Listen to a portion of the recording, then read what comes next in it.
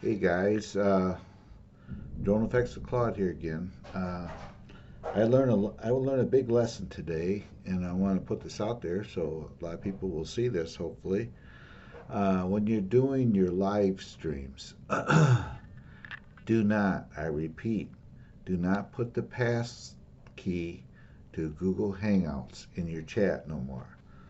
I have changed my settings on my YouTube so I get more and more people coming. Well, I actually had a troll get on my live stream. I could not eject him. I had to cancel the stream and start all over. So, this is just a word of advice. Do not, I repeat, do not put the password to your live stream in the general chat.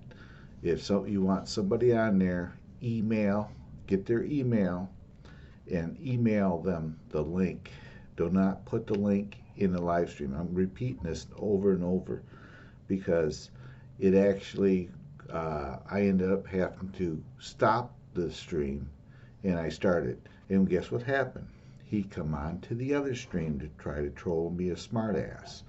So, do not put your the link to your live stream in your general chats.